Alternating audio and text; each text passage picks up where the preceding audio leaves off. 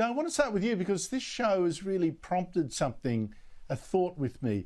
You won your seat of Fowler off Labor with this 18% swing against it, and you have been mentored by a Labor giant, former ACTU President, Federal Labor MP Jenny George, a lovely woman, who gave an interview this month saying Labor had moved away from her with this green anti-worker extremism, and rather than keep her mouth shut, she decided to help mentor you. Can you tell us about your relationship and what it says about Labor today? Oh, look, yes, hi, Andrew. Look, it was wonderful. I picked up the phone call in my Canberra office just soon after I got elected, and it happened to be Jenny George, and she said, "I'm Jenny George. I want to speak to Dai Lee," and I said, "Oh, it's me."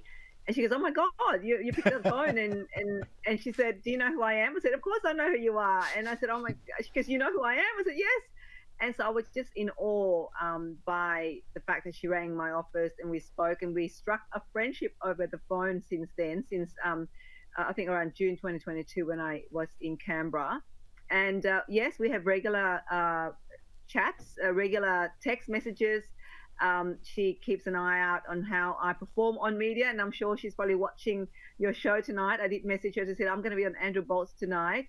And she actually, so agree with me on so many of the issues that I've raised since my election, which is around the cost of living.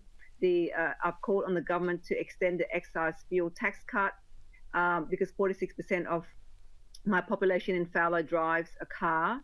I've also called for the freezing of the HEX indexation because, of course, young people out here at the moment with the cost of living, the accumulation of HEX debt means that once they get out and go to work, they will not be able to afford to do anything, leasable buy a house. So she has been a guide for me in terms of whenever I speak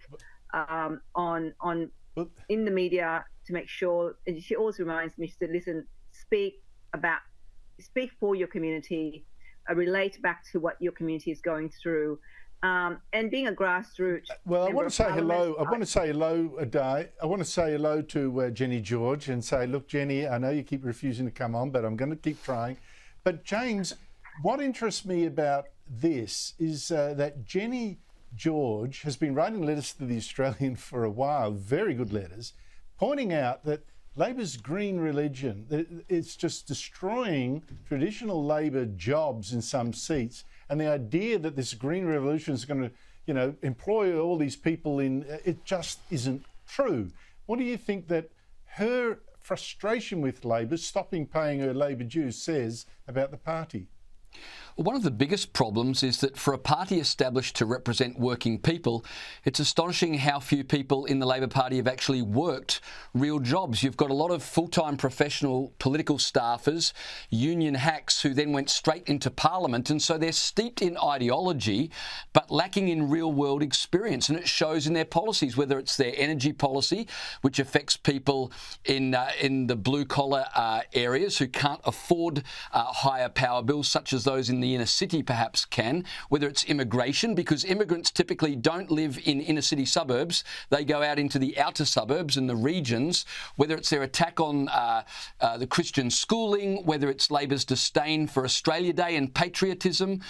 Labor seems more intent on holding off Greens from winning inner city seats than they do representing blue-collar people. So I can well understand Jenny George's frustration. What I can't understand is why any working class person would still vote for the Labor Party, because clearly they don't represent working class people anymore. Dali, how much of that do you agree with? Look, I definitely think that the Labor Party is really disconnected from the community, the people that they used to represent, people such as Jenny George. And it's really, and I agree with those issues. I mean, electricity prices, as you know, have gone up and continue to rise. And I don't believe for a moment that they said this week it's going to go down. It's not going to go down, and we know that. So I think that their energy policy is really need to address, because the majority of working Australians are not benefiting at all from the policies that the Labor Party is pushing through at the moment in Parliament. It's weird, isn't it, James? It's like it represents a whole new constituency, while the Liberal Party is now increasingly pitching to battlers around the big end of town. Yeah, I mean, you know, the Liberal Party have always been associated with big business, but these days, I mean, if you drive a ute, you're not going to vote for Labor. They're going to push you into an expensive EV that you can't afford. You're going to vote the Liberal Party. Who would have ever guessed the Liberal Party will represent, you know, tradies driving utes?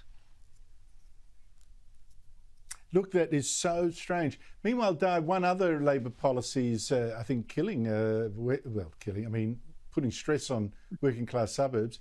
Immigration, 550,000 people now imported in 1 year when we're not building enough houses for those already here. Yeah, look, I think that, I mean, as a refugee, I mean, I believe that, you know, Australia was, you know, the migrants, a lot of migrants built the country, and in my community in particular, 70% of the population are born overseas or have two parents born overseas. So I appreciate the contribution that migrants have made. However, I think government policies have really failed us and failed Australians in the sense that when it comes to availability of housing, availability of infrastructure even. I don't know if you know this, Andrew, but out of the 12,000 refugee settlement over the last 5-6 years into Australia, 10,000 were resettled here in Fowler, which includes Fairfield City Council and Liverpool City Council. 10,000 out of the 12,000, and yet there's exactly no infrastructure investment. Our hospital is just That's like the bursting. point, Daly. That is the point. You can't import that many people. Look, I've got to stop. I've got to go. Daly, James McPherson, thank you so much to you both.